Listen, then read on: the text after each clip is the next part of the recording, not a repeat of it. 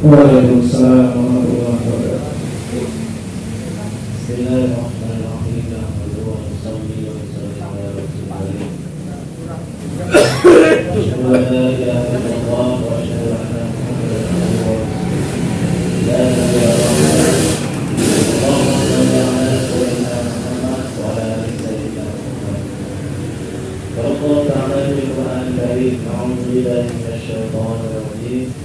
Bismillahirrahmanirrahim. Ya ayyuhalladzina amanu taqullaha wa qulu qawlan sadida yuslih lakum a'malakum wa yaghfir lakum dhunubakum wa man yuti'illah wa rasulahu faqad faza fawzan 'azima. Qala Nabi sallallahu alaihi wasallam, ya ayyuhan nas qulu la ilaha illallah tuflihun. Sadaqallahul 'azim wa sadaqallahu alaihi. Alhamdulillah, dulu saya terima kasih kepada Bapak Surya yang memberikan ini yang menjadikan acara seperti ini. Terima kasih banyak, semoga Allah memberkahkan apanya sumber rezekinya dan juga memberikan hidayah, memberikan iman dalam kepada istri. Juga kita yang hadir di sini semuanya, semoga Allah Subhanahu wa taala berikan pemahaman agama kepada kita dengan hidayah atau tidak hidayah. Jadi saudara-saudara jangan menghina Allah Subhanahu wa taala.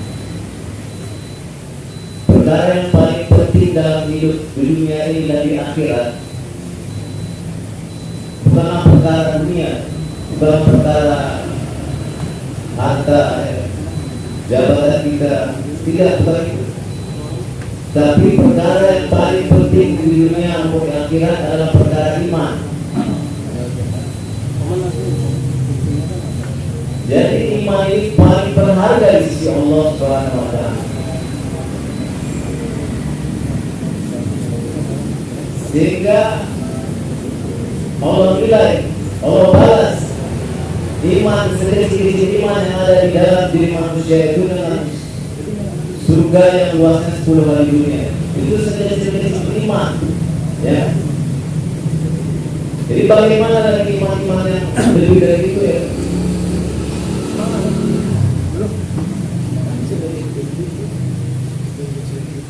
Bahkan perkara iman ini yang paling paham iblis dalam keluarganya. Jadi saking pahamnya iblis perkara iman, dia itu tak rampok dalam diri manusia itu hartanya, karena harta itu tak berguna. Tahu iblis, maka dia akan mempelajari harta keluarga. Itu tak, iblis tak mau rampok harta kita. Juga istri kita yang cantik kita, iblis tak mau rampok.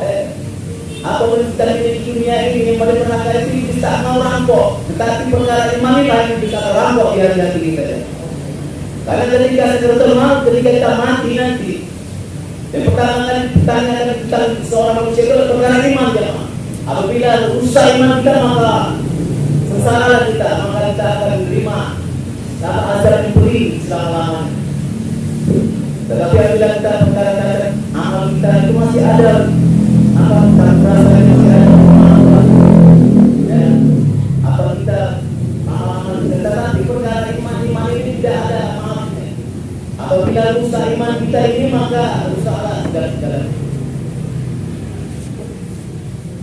Bahkan di dalam diri manusia itu ada segumpal daging, ya. Apabila segumpal daging ini baik, maka baiklah manusia itu. Tetapi apabila segumpal daging ini di dalam hati manusia ini buruk, maka buruklah manusia itu. Apa yang segumpal daging itu adalah hati, ya. Jadi hati ini adalah seperti di antara amal tubuh kita seperti raja, ya. Jadi seperti dia yang memerintahkan. Raja ini sifat memerintah. Jadi sifat hati ini memerintahkan. Jadi apabila perkara hati ini kita selalu isi dengan perkara iman, maka diperintahkan dalam anggota-anggota tubuhnya dengan kebaikan. Diperintahkan kedua kali ini selalu untuk melakukan masjid, untuk sholat berjamaah, ya, untuk perkara kebaikan. Tetapi apabila buruk hati ini maka hati ini akan memerintahkan segala keluarnya untuk perkara keburukan.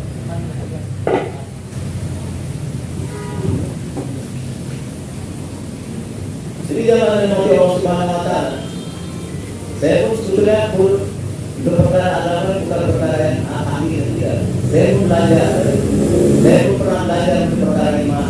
Ulama katakan iman ini tidak bisa dibeli, ya, tidak bisa dipelajari, tidak. Bukan kita ada sekolah iman, ada sekolah iman. Mungkin orang-orang ada sekolah iman nanti, maka orang-orang yang sekolah itu yang pernah tidak sekolah iman tidak. Jadi Rasulullah katakan untuk mendapatkan imannya hanya satu cara, yaitu untuk berkorban dalam agamanya. Jadi bagaimana kita selalu bicarakan perkara-perkara agama, aku tidak mendengarkan dosia-dosia agama. Hari demi hari kita dengarkan perkara-perkara agama, masuklah kebesaran-kebesaran agama itu di dalam diri kita, sehingga iman ini akan tercas ya.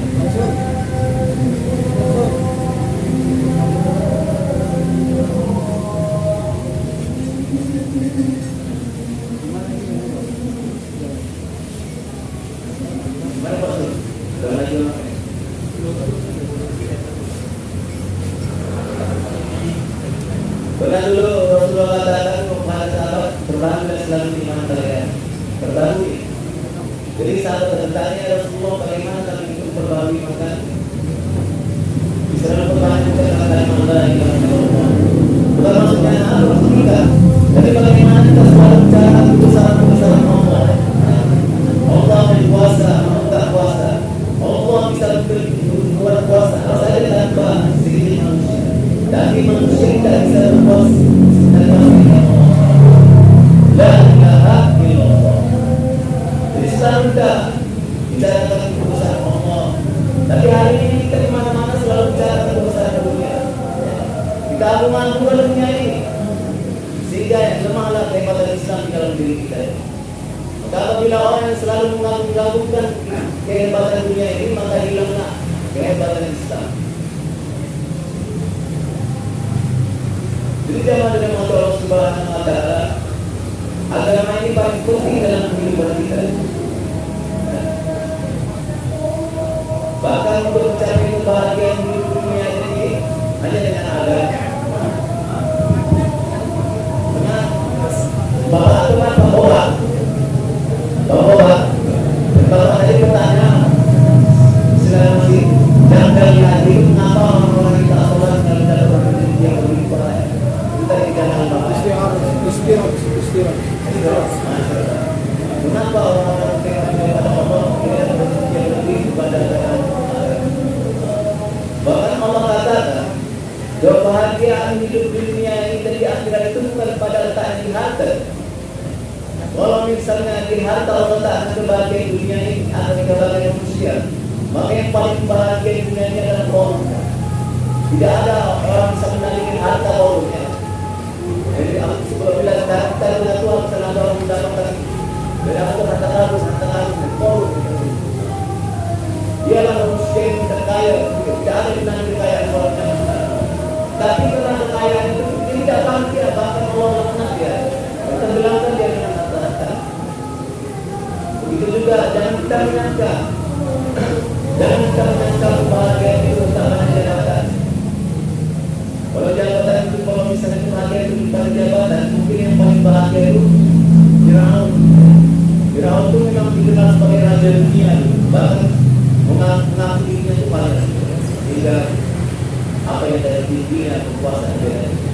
Tapi karena Allah menang dia dari jabatan tadi. Tapi Allah katakan dalam Al-Quran bahwasanya kebahagiaan manusia itu hanya dalam mengamalkan agama. Karena jika kita amalkan agama, maka kita akan berubah gratis. Kita rasakan sendiri. Kita rasakan. Belum tentu orang yang banyak itu bahagia, tidak. Kalau dia tak amalkan, dia pergi. Penuh kegelisahan nantinya.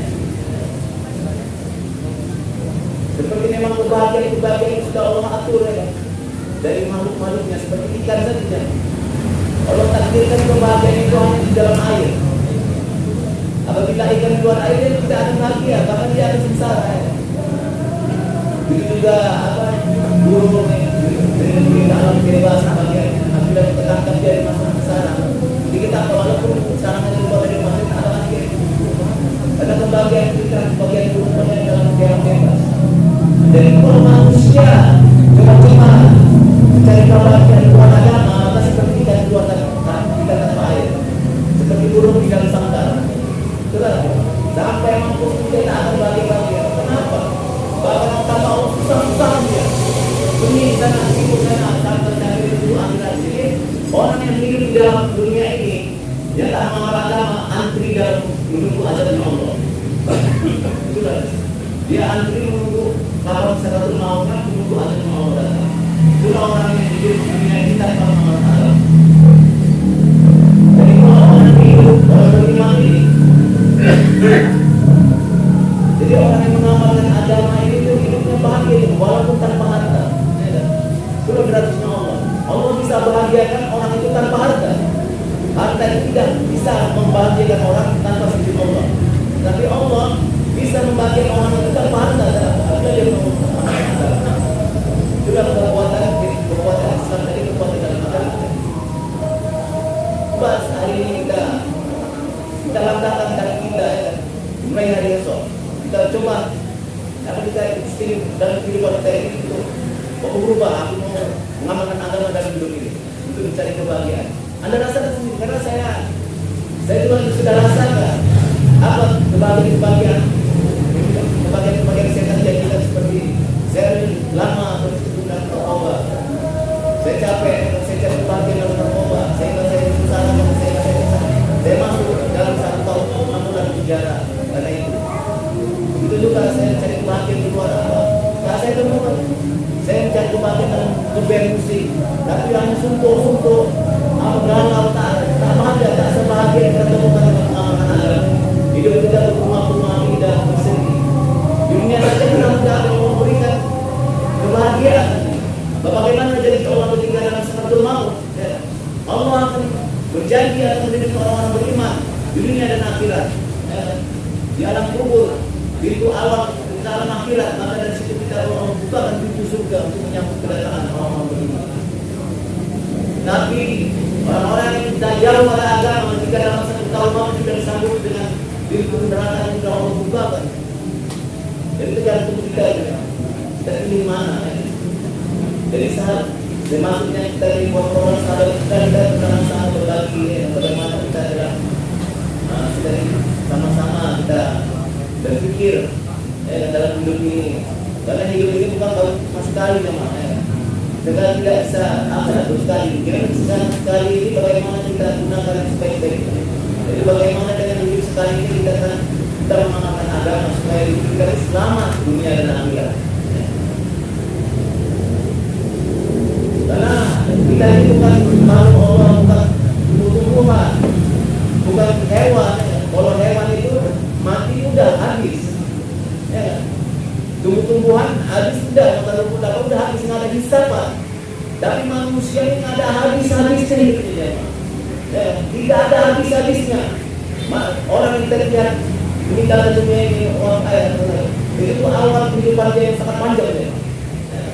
Bagaimana di hadis katakan di alam kubur itu kita berada 40.000 tahun dari dalam kubur itu. Satu hari di dunia ini, satu hari di sana, satu kali dunia 1.000 tahun, satu hari di sana. Jadi kalau 40.000 tahun kita kalikan berapa lama itu masih di alam kubur. Jadi kalau berbakti nanti Allah kubur pada yaumil mahsyar, yang mana yaumil mahsyar itu suatu bumi yang baru. Allah ada yang katanya bumi itu berpijakan seperti timah, terbayangkan, dan matahari itu 1 mil, bayangkan. Jadi kita itu akan menghadapi seperti itu semua. Itu tergantung amal-amal kita di dunia ini. Selamatnya kita. Habis itu nanti 50.000 tahun lamanya kita berada di situ. Jadi bagaimana hitungan seterusnya sana? Jadi bagaimana kita sebaik-baiknya kita gunakan hidup ini dengan mengamalkan agama supaya kita sama-sama selamat di dunia. Jadi sahabat hijrah ini mengajar kita untuk ukuran ini, untuk sama-sama kita peduli, sama-sama kita hijrah, ya kan?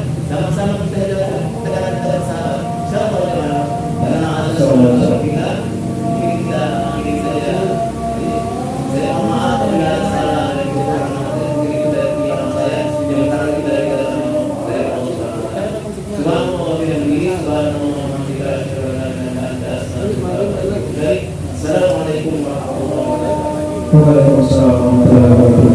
Terima kasih kepada saudara para yang telah memberikan